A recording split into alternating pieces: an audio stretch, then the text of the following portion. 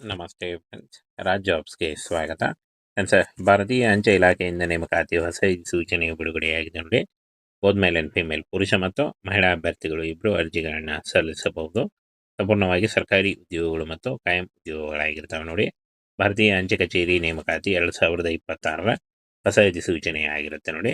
ಇನ್ನು ಫ್ರೆಂಡ್ಸ್, ಈ ಒಂದು ಭಾರತೀಯ ಅಂಚೆ ಇಲಾಖೆ ಉದ್ಯೋಗಗಳು ನೋಡಿ 2026ರ ಹೊಸ ಅಧಿಸೂಚನೆ ನೋಡಿ. ಗ್ರಾಮೀಣ ಡಾಕ್ ಸೇವಕ್ GDS ಮತ್ತು ಪೋಸ್ಟ್ಮ್ಯಾನ್ ಹಾಗೂ ಮೇಲ್ಗಾರ್ಡ್ ಮಲ್ಟಿಟಾಸ್ಕಿಂಗ್ ಸ್ಟಾಫ್ ಮತ್ತು MTS ಹಾಗೂ ಅಂಚೆ ಸಹಾಯಕ ಮತ್ತು ವಿಂಗಡಣಾ ಸಹಾಯಕ ಹುದ್ದೆಗಳಾಗಿರ್ತಾವೆ ನೋಡಿ. ಈ ಒಂದು ಹುದ್ದೆಗಳಿಗೆ ನೇಮಕಾತಿ ಆಗ್ತಾ ಇದೆ. ಇನ್ನು ಫ್ರೆಂಡ್ಸ್, ಈ ಒಂದು ಹುದ್ದೆಗಳಿಗೆ 10th PUC ಮತ್ತು ಯಾವುದೇ ಡಿಗ್ರಿ, ಎನಿ ಡಿಗ್ರಿ ಮಾಡ್ಕೊಂಡಿದ್ರು ನೀವು ಈ ಒಂದು ಹುದ್ದೆಗಳಿಗೆ ಅರ್ಜಿಗಳನ್ನ ಸಲ್ಲಿಸಬಹುದಾಗಿರುತ್ತೆ ನೋಡಿ. ಭಾರತೀಯ ಅಂಚೆ ಇಲಾಖೆ ನೇಮಕಾತಿ 2026ರ ಹೊಸ ಅಧಿಸೂಚನೆ ಆಗಿರುತ್ತೆ. ಸಂಸ್ಥೆ ಭಾರತೀಯ ಅಂಚೆ ಇಲಾಖೆ ಆಗಿರುತ್ತೆ. ಹಾಗೇನ ಕೇಂದ್ರ ಸರ್ಕಾರಿ ಉದ್ಯೋಗಗಳಾಗಿರ್ತವೆ ನೋಡಿ. ಈ ಒಂದು ಹುದ್ದೆಗಳು ಕೇಂದ್ರ ಸರ್ಕಾರಿ ಉದ್ಯೋಗಗಳಾಗಿರ್ತವೆ. ಕೆಲಸದ ಸ್ಥಳ ನೋಡಿ, ಕರ್ನಾಟಕ ಸೇರಿ ಭಾರತಾದ್ಯಂತ ನೇಮಕಾತಿ ಆಗುತ್ತೆ. ಕರ್ನಾಟಕದಲ್ಲೂ ಕೂಡ ಹುದ್ದೆಗಳಿರ್ತವೆ. ಇನ್ನು ಆನ್ಲೈನ್ ಮೂಲಕ ಈ ಒಂದು ಅಫಿಷಿಯಲ್ ವೆಬ್ಸೈಟ್ಗೆ ಹೋಗಿ ನೀವು ಅರ್ಜಿಗಳನ್ನ ಸಲ್ಲಿಸಬೇಕಾಗುತ್ತೆ. ಇಂಡಿಯಾ ಪೋಸ್ಟ್ GDSonline.gov.in ಈ ಒಂದು ಅಫಿಷಿಯಲ್ ವೆಬ್ಸೈಟ್ನ ನೇರ ಲಿಂಕು ಡಿಸ್ಕ್ರಿಪ್ಷನ್ ಬಾಕ್ಸಲ್ಲಿ ಇರುತ್ತೆ ನೋಡಿ. ಇನ್ನು ಫ್ರೆಂಡ್ಸ್, ಗ್ರಾಮೀಣ ಡಾಕ್ ಸೇವಕ್ GDS ಹುದ್ದೆಗಳು ಶಾಖಾ ಪೋಸ್ಟ್ ಮಾಸ್ಟರ್ BPM ಮತ್ತು ಸಹಾಯಕ ಶಾಖಾ ಪೋಸ್ಟ್ ಮಾಸ್ಟರ್ ABPM ಮತ್ತು ಡಾಕ್ ಸೇವಕ್ ಹಾಗೂ ಇನ್ನು ಇಲ್ಲಿ ನೋಡಿ ಇನ್ನೂ ಹಲವು ಹುದ್ದೆಗಳಿದ್ದಾವೆ. ಪೋಸ್ಟ್ಮ್ಯಾನ್, ಮೇಲ್ಗಾರ್ಡ್, ಬಹು ಕಾರ್ಯ ಸಿಬ್ಬಂದಿ MTS ಮಲ್ಟಿಟಾಸ್ಕಿಂಗ್ ಸ್ಟಾಫ್ ಹಾಗೂ ಅಂಚೆ ಸಹಾಯಕ PA ಮತ್ತು ವಿಂಗಡಣಾ ಸಹಾಯಕ SA ನೋಡಿ, ಇಷ್ಟೊಂದು ಹುದ್ದೆಗಳಿದ್ದಾವೆ. ಈ ಒಂದು ಹುದ್ದೆಗಳಿಗೆ ಆಯ್ಕೆ ಮಾಡಿಕೊಂಡು ನೀವು ಅರ್ಜಿಗಳನ್ನ ಸಲ್ಲಿಸಬಹುದಾಗಿರುತ್ತೆ. ಹಾಗೆ ಹುದ್ದೆಗಳನ್ನು ವೃತ್ತವಾರು ಬಿಡುಗಡೆ ಮಾಡಲಾಗುತ್ತೆ. ಆದ್ದರಿಂದ ಅಭ್ಯರ್ಥಿಗಳು ತಮ್ಮ ಆಯ್ಕೆಯ ರಾಜ್ಯಕ್ಕೆ ಅರ್ಜಿಗಳನ್ನ ಸಲ್ಲಿಸಬಹುದಾಗಿರುತ್ತೆ ಅಂತ ಕೊಟ್ಟಿದ್ದಾರೆ ನೋಡಿ. ಕರ್ನಾಟಕದಿಂದ ಅರ್ಜಿ ಸಲ್ಲಿಸುವಂತಹ ಅಭ್ಯರ್ಥಿಗಳು ಕರ್ನಾಟಕದ GDS ಓಪನ್ ಮಾಡಿ ಆನ್ಲೈನ್ ಅಪ್ಲಿಕೇಶನ್ ಫಾರ್ಮನ್ನು ಫಿಲ್ ಮಾಡಬೇಕಾಗತ್ತೆ. ಶೈಕ್ಷಣಿಕ ಅರ್ಹತೆಯನ್ನು ನೋಡೋದಾದರೆ GDS MTS ಉದ್ಯೋಗಗಳಿಗೆ SLC ಪಾಸ್ ಆಗಿರಬೇಕಾಗುತ್ತೆ. ಪೋಸ್ಟ್ಮ್ಯಾನ್, ಮೇಲ್ಗಾರ್ಡ್ ಹುದ್ದೆಗಳಿಗೆ PUC ಮತ್ತು SLC ಪಾಸ್ ಆಗಿರಬೇಕಾಗುತ್ತೆ. ಹಾಗೆ PA ಮತ್ತು SA ಈ ಒಂದು ಹುದ್ದೆಗಳಿಗೆ PUC ಅಥವಾ ಯಾವುದೇ ಡಿಗ್ರಿ ಮಾಡ್ಕೊಂಡಿದ್ರೆ ನೀವು ಈ ಒಂದು ಹುದ್ದೆಗಳಿಗೆ ಅರ್ಜಿಗಳನ್ನ ಸಲ್ಲಿಸಬೇಕಾಗುತ್ತೆ.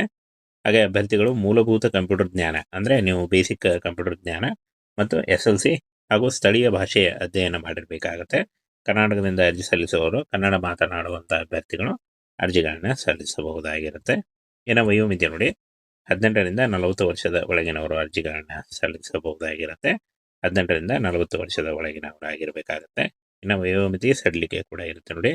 SC/ST ಅಭ್ಯರ್ಥಿಗಳಿಗೆ 5 ವರ್ಷ, OBC ಅಭ್ಯರ್ಥಿಗಳಿಗೆ 3 ವರ್ಷ, PWD ಅಭ್ಯರ್ಥಿಗಳಿಗೆ 10 ವರ್ಷಗಳ ವಯೋಮಿತಿ ಸಡಿಲಿಕೆ ಕೂಡ ಇರುತ್ತೆ. ಆದಷ್ಟು ನಿಮ್ಮ ವಯಸ್ಸಿನ ಲೆಕ್ಕಾಚಾರ ಮಾಡಿಕೊಂಡು ಈ ಒಂದು ಹುದ್ದೆಗಳಿಗೆ ಅರ್ಜಿಗಳನ್ನ ಸಲ್ಲಿಸಬಹುದಾಗಿರುತ್ತೆ. ಹಾಗೇನ ಆಯ್ಕೆ ಪ್ರಕ್ರಿಯೆಯನ್ನು ನೋಡೋದಾದರೆ ಯಾವುದೇ ರೀತಿಯ ಲಿಖಿತ ಪರೀಕ್ಷೆ ಇರಲ್ಲ ನೋಡಿ. ಈ ಒಂದು ಹುದ್ದೆಗಳಿಗೆ ಯಾವುದೇ ರೀತಿಯಾದಂಥ ಲಿಖಿತ ಪರೀಕ್ಷೆ ಇರಲ್ಲ. ಹಾಗೆ ಸಂದರ್ಶನ ಕೂಡ ಇರಲ್ಲ ನೋಡಿ. ಕೇವಲ ಮೆರಿಟ್ ಆಧಾರಿತ ಮೇಲೆ ಆ ಆಯ್ಕೆಯನ್ನು ಮಾಡಿಕೊಳ್ಳಲಾಗುತ್ತೆ. 10ನೇ ತರಗತಿಯಲ್ಲಿ ಪಡೆದ ಅಂಕಗಳ ಆಯ್ಕೆಯ ಆಧಾರದ ಮೇಲೆ ಆಯ್ಕೆ ಮಾಡಿಕೊಳ್ಳಲಾಗುತ್ತೆ ನೋಡಿ. ಅರ್ಹತೆ ಆಧಾರಿತ ಆಯ್ಕೆ ಇರುತ್ತೆ. ಇನ್ನು ಫ್ರೆಂಡ್ಸ್, ಹಾಗೆ ವೇತನವನ್ನು ನೋಡೋದಾದರೆ GDS ಈ ಒಂದು ಹುದ್ದೆಗಳಿಗೆ 10,000ದಿಂದ 14,000 ಟ್ರೈನಿಂಗ್ನಲ್ಲೇ ಇರುತ್ತೆ. ಆನಂತರ ಜಾಸ್ತಿ ಕೂಡ ಆಗ್ತಾ ಹೋಗುತ್ತೆ ನೋಡಿ. ಹಾಗೇನೆ ಪೋಸ್ಟ್ಮ್ಯಾನ್ ಮತ್ತು ಮೇಲ್ಗಾರ್ಡ್ ಹುದ್ದೆಗಳಿಗೆ 21,000ದಿಂದ 69,000 ಇರುತ್ತೆ.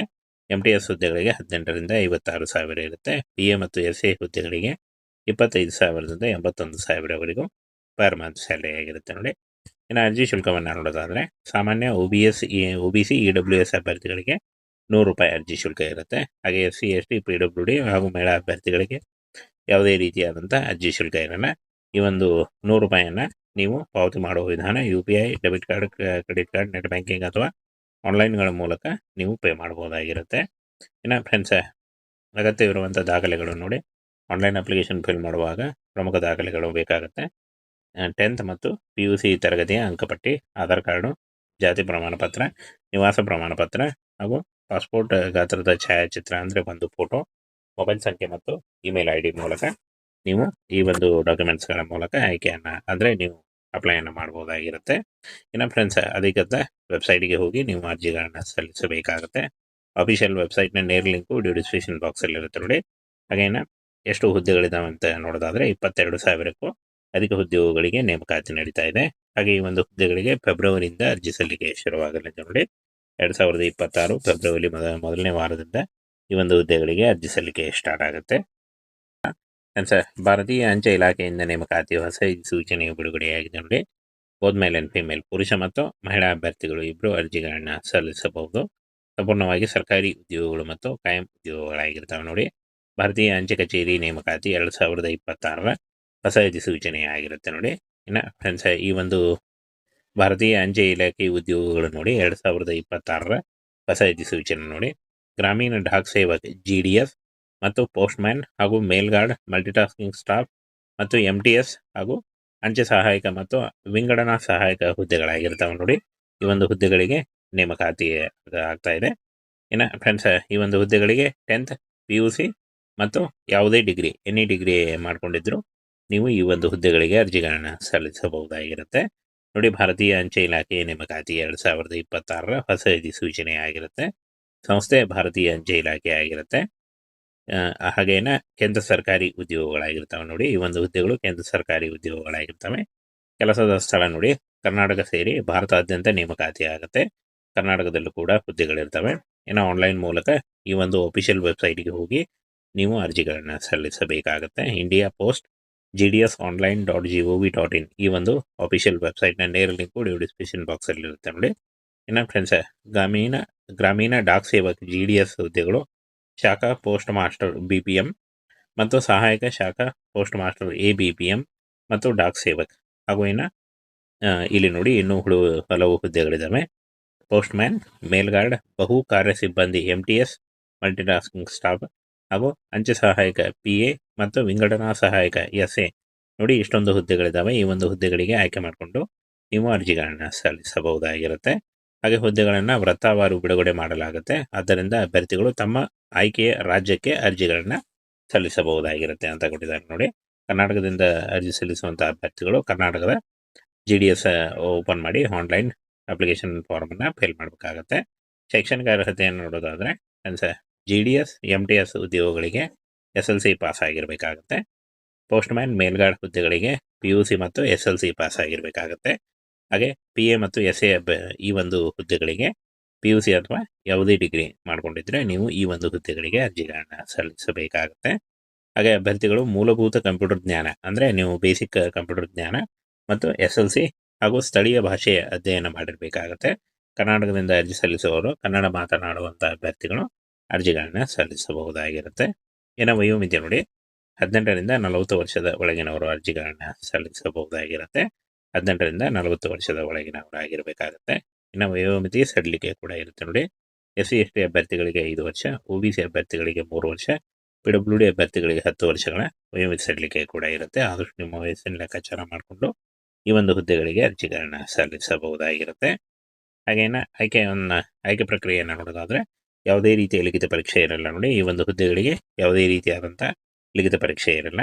ಹಾಗೆ ಸಂದರ್ಶನ ಕೂಡ ಇರಲ್ಲ ನೋಡಿ. ಕೇವಲ ಮೆರಿಟ್ ಆಧಾರಿತ ಮೇಲೆ ಆ ಆಯ್ಕೆಯನ್ನು ಮಾಡಿಕೊಳ್ಳಲಾಗುತ್ತೆ. 10ನೇ ತರಗತಿಯಲ್ಲಿ ಪಡೆದ ಅಂಕಗಳ ಆಯ್ಕೆಯ ಆಧಾರದ ಮೇಲೆ ಆಯ್ಕೆ ಮಾಡಿಕೊಳ್ಳಲಾಗುತ್ತೆ ನೋಡಿ. ಅರ್ಹತೆ ಆಧಾರಿತ ಆಯ್ಕೆ ಇರುತ್ತೆ. ಇನ್ನು ಫ್ರೆಂಡ್ಸ್, ಹಾಗೆ ವೇತನವನ್ನು ನೋಡೋದಾದರೆ GDS ಈ ಒಂದು ಹುದ್ದೆಗಳಿಗೆ 10,000ದಿಂದ 14,000 ಟ್ರೈನಿಂಗ್ನಲ್ಲೇ ಇರುತ್ತೆ. ಆನಂತರ ಜಾಸ್ತಿ ಕೂಡ ಆಗ್ತಾ ಹೋಗುತ್ತೆ ನೋಡಿ. ಹಾಗೇನೆ ಪೋಸ್ಟ್ಮ್ಯಾನ್ ಮತ್ತು ಮೇಲ್ಗಾರ್ಡ್ ಹುದ್ದೆಗಳಿಗೆ 21,000ದಿಂದ 69,000 ಇರುತ್ತೆ. MTS ಹುದ್ದೆಗಳಿಗೆ 18ರಿಂದ 56,000 ಇರುತ್ತೆ. PA ಮತ್ತು SA ಹುದ್ದೆಗಳಿಗೆ 25,000ದಿಂದ 81,000ವರೆಗೂ ಪರ್ ಮಂತ್ ಸ್ಯಾಲರಿ ಆಗಿರುತ್ತೆ ನೋಡಿ. ಇನ್ನು ಅರ್ಜಿ ಶುಲ್ಕವನ್ನು ನೋಡೋದಾದರೆ ಸಾಮಾನ್ಯ OBC EWS ಅಭ್ಯರ್ಥಿಗಳಿಗೆ 100 ರೂಪಾಯಿ ಅರ್ಜಿ ಶುಲ್ಕ ಇರುತ್ತೆ. ಹಾಗೆ SC ST PWD ಹಾಗೂ ಮಹಿಳಾ ಅಭ್ಯರ್ಥಿಗಳಿಗೆ ಯಾವುದೇ ರೀತಿಯಾದಂಥ ಅರ್ಜಿ ಶುಲ್ಕ ಇರಲ್ಲ.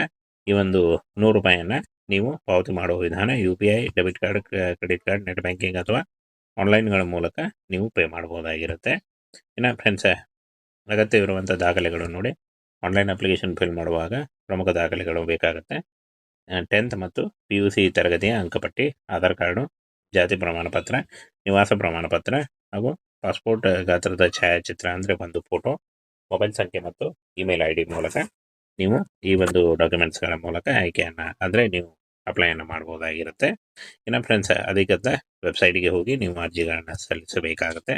ಅಫಿಷಿಯಲ್ ವೆಬ್ಸೈಟ್ನ ನೇರ ಲಿಂಕು ವಿಡಿಯೋ ಡಿಸ್ಕ್ರಿಪ್ಷನ್ ಬಾಕ್ಸಲ್ಲಿ ಇರುತ್ತೆ ನೋಡಿ. ಹಾಗೇನ ಎಷ್ಟು ಹುದ್ದೆಗಳಿದಾವೆ ಅಂತ ನೋಡೋದಾದರೆ 22,000ಕ್ಕೂ ಅಧಿಕ ಉದ್ಯೋಗಗಳಿಗೆ ನೇಮಕಾತಿ ನಡೀತಾ ಇದೆ. ಹಾಗೆ ಈ ಒಂದು ಹುದ್ದೆಗಳಿಗೆ ಫೆಬ್ರವರಿಯಿಂದ ಅರ್ಜಿ ಸಲ್ಲಿಕೆ ಶುರುವಾಗಲಿದೆ ನೋಡಿ.